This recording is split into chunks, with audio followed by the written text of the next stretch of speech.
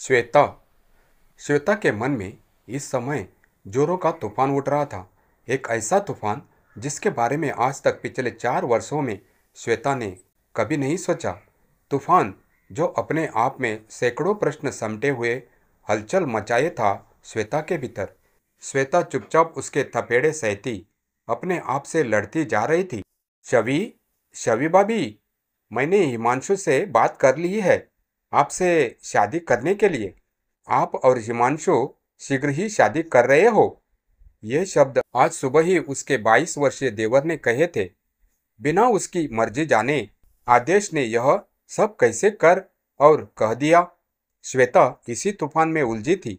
आदेश श्वेता का प्यारा देवर है जो अभी अभी सब इंजीनियर का डिप्लोमा लेकर आया था जबलपुर से। आदेश शुरू से ही जबलपुर में पापा के साथ रहा था। पापा का जब तबादला हुआ तब आदेश मुश्किल से 12 वर्ष का रहा होगा। उसके 2 वर्ष बाद जब श्वेता और अभिषेक की शादी हुई तब प्रथम बार देखा था श्वेता ने आदेश को। जब पहली बार दुल्हन बनकर श्वेता घर पहुंची तो आदेश दूर खड़ा खड़ा उसे घूर कर काफी देर तक देखता रहा। फिर बाद में जितने दिन आदेश श्वेता के पास रहा उसकी और आदेश की अच्छी मित्रता हो गई। अभिषेक के दफ्तर से घर लौटने तक वे दोनों आपस में खटपट करते रहते। कभी आदेश उसे चिढ़ाता, कभी श्वेता उसे दुलारती। हाँ, तब घर में एक सदस्य और भी, या हिमांशु शांत गंभीर, कभी हृदय का स्वामी। हिमांशु अभिषेक और आदेश के बीच की कड़ी थी। हिमांशु की और श्वेता की उम्र में लगभग 2 वर्ष का अंतर रहा होगा।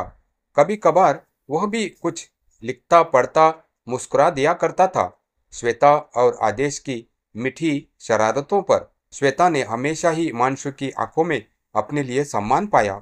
अभिषेक और हिमांशु दोनों में ही गहरा लगाव था। दोनों को क्रिकेट पर घंटों बहस करना, राजनीति को अपने हिसाब से तोड़ना मरोड़ना बड़ा अच्छा लगता था। भाभी जी, भैया अब आएंगे? वे कब आने की कह गए हैं? हमेशा ही यही शब्द सुनना था हिमांशु के मुंह से श्वेता ने। और भाभी जी कुछ कहती तो उनके मुंह से जी ये सिवाय कुछ भी नहीं निकल पाता था। श्वेता की सास बेहद सुलझे दिमाग की महिला थी।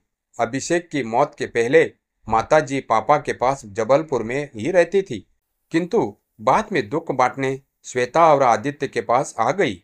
आदित्य श्वेता और अभिषेक की संतान था। माँ, जल्दी से खाना लगा दो। स्कूल से लौटकर जूते के फीते खोलते आदित्य की आवाज ने छवि के अंदर के तूफान पर क्षण मात्र के लिए ब्रेक लगा दिए। आंखों में गीलापन और चेहरे को परेशानी में उलझा देखकर आदित्य खुद ही छवि के पास चला आया। माँ, क्या बात है? आप कुछ परेशान लग रही हो? आदित्य ने पूछा। छवि ने लंबी सांस छोड़ते हुए भर्रार स्वर में जवाब दिया और चुपचाप खाना लगाने लगी। आदित्य को मासूम समझकर कुछ सोचकर खामोश हो गई। छवि अपने पास से लड़ती खाना लगाने में व्यस्त थी, किंतु थोड़ी ही दूर पर स्थिर 2 आंखें आज अजीब सी हालत में छवि को देख रही थी। वे आंखें थी हिमांशु की। हिमांशु जिसे आदेश ने एक नई राह पर मोड़ दिया था, ऐसी राह जिसके बारे में कभी उसने कल्पना नहीं की थी। कुछ दिनों पहले ही तो माँ ने उसे अनेक रिश्तों के बारे में बताया था, किंतु उसने अपनी शादी के बारे में माँ को खुद ही निर्णय लेने को कहा। हिमांशु के आर्ट्स कॉलेज में हिंदी का लेक्चरर बनते ही अनेक रिश्ते आने शुरू हो गए थे। पापाजी और माताजी दोनों ही अब हिमांशु की शादी कर देने के इच्छुक थे। अभिषेक की ट्रक दुर्घटना में मृत्यु हो जाने के पश्चात हिमांशु का छवि के प्रति सम्मान, उसकी देखभाल करना अत्यधिक बढ़ गया था, जिसे आज तक निभा रहा था हिमांशु।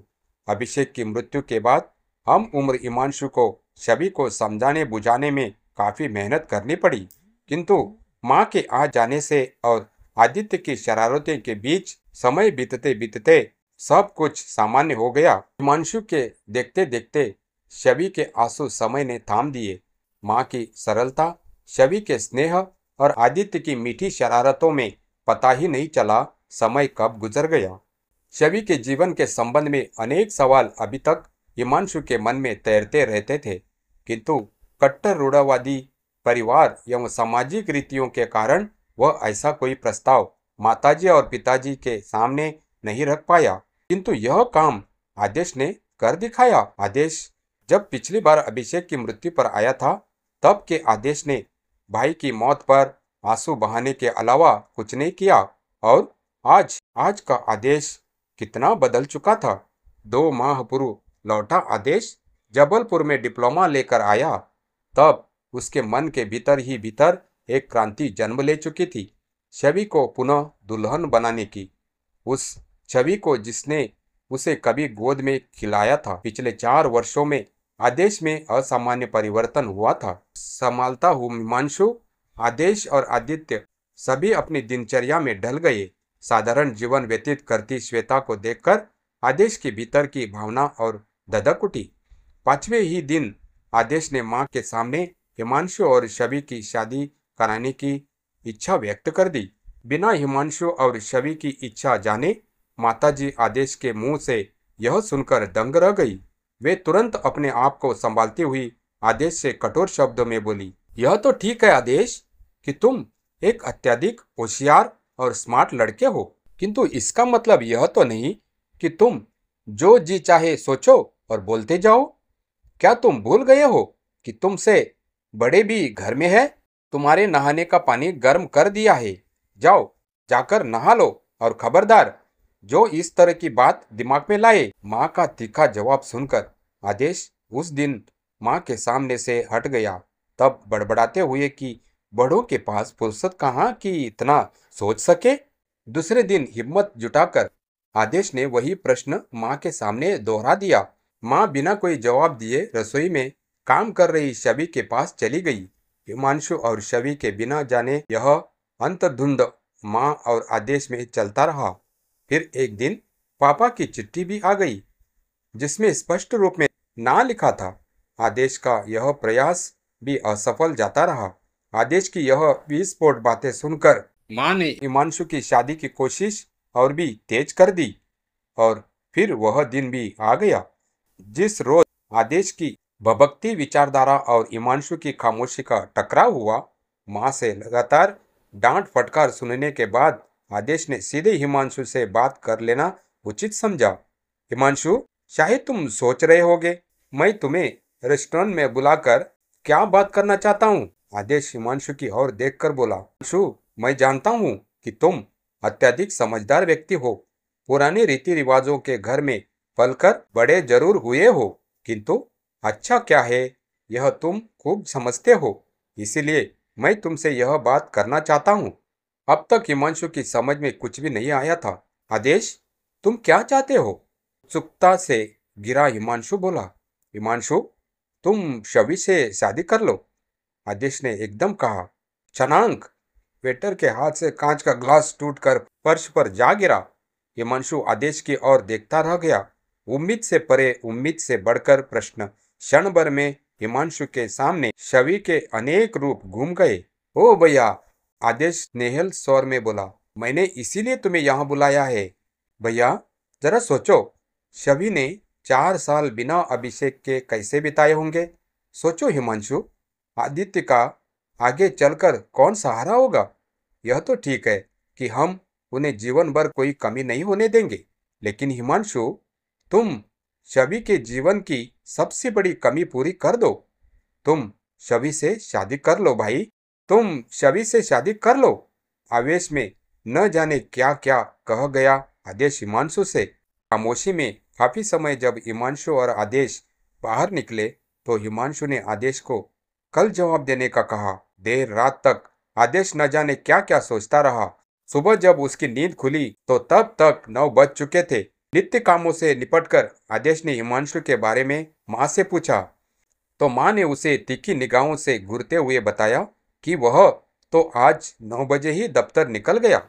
अपने कमरे में शर्ट पहनते हुए आदेश की नज़र टेबल पर पत्थर में दबे एक पत्र पर चली गई। आदेश ने झपटकर पत्र को उठाया। खोलकर देखा था तो उसमें 2 शब्द लिखे थे, बधाई, तुम सफल हुए हिमांशु। पत्र पढ़कर आदेश ने खुशी के मारे अपनी आंखें मूंद ली। आदेश और हिमांशु ने उस रोज घर से बाहर रहकर बहुत सारी न जाने क्या क्या बातें की। शाम को वे जब घर लौटे तो माँ की आंखें उन्हें घूर रही थी। हिमांशु और आदेश दोनों अपने अपने कमरों में चले गए। 7 दिन के पश्चात आदेश ने हिमांशु से हर पहलू पर बात कर लेने के बाद अब श्वेता से बात कर लेना भी उचित समझा। आदेश ने शवि को सब कुछ कह देने के बाद यह भी बता दिया कि उस शादी के लिए माताजी और पिताजी दोनों ही तैयार नहीं। शाम तक शवि के अंदर का तूफान अभिषेक और हिमांशु के बीच उमड़ घुमड़ कर ठहर चुका था। आदित्य के हाथों शवि ने आदेश को बुलवाया था। शवि मन ही मन कठोर निर्णय ले चुकी थी, एक समझदारी से भरा निर्णय। क्या सोचा भाभी जी? आते ही आदेश ने सवाल का अंगारा छोड़ दिया।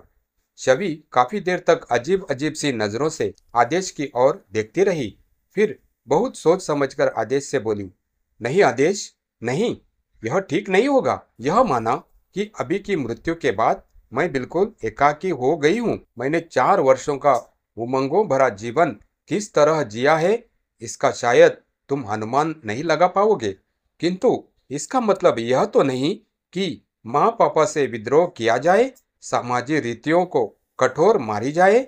मैं भी पढ़ी लिखी आधुनिक नारी हूँ, मैं भी इन सब पुरानी बातों को नहीं मानती, किंतु लोग इसे कभी नहीं स्वीकारेंगे। आदेश, हमारा समाज इसकी आज्ञा कभी नहीं देगा। माँ पिता की आज्ञा के बिना किया गया यह कार्य अच्छा नहीं, बेशर्मी से भरा कहलाएगा। मैंने आज दिन भर में काफी सोच लिया है। तुम्हारा प्रयास काफी अच्छा रहा, किंतु दुख है तो इस बात का कि तुमने ये सब मुझे आज बताया।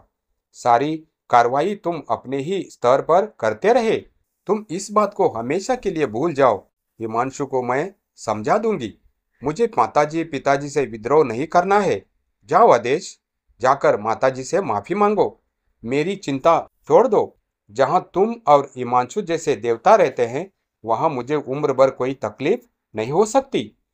नहीं बेटी, नहीं, दरवाजे की ओर से निकलती माँ ने भरे गले से कहा। माँ ने तेजस्वी स्वर में कहा, शादी होगी तो हिमांशु से ही, सिर्फ हिमांशु से। तुम वास्तव में महान बेटी हो। मैंने सब सुन लिया है। आदेश को तुम्हारे पास आता देखकर मैं पीछे पीछे आई, लेकिन सबसे महान है तुम्हारा यह देवर, जिसने आज तुम्हारे उलझे जीवन को सरल बना दिया। मुझे हिमांशु ने उसी दिन सब बता दिया था, जिस दिन उसने उसे शादी के लिए राजी किया था। माँ यह कहते कहते सजल हो गई। उनका ममत्व छलक आया। मैंने तुम्हारे पापा को बुलाया है और मैं तुम्हें भी मना लूंगी। तुम किसी बात की चिंता मत करना। तुम्हारा प्रयास सफल हो गया मेरे महान बेटे। माँ के मुंह से ये सत्य सुनकर आदेश की आंखों से आंसू टपक पड़े। दोनों माँ के चरणों में झुक गए। बाहर छोटे से गार्डन में आदित्य घोड़े बने हिमांशु की पीठ पर घूम रहा था।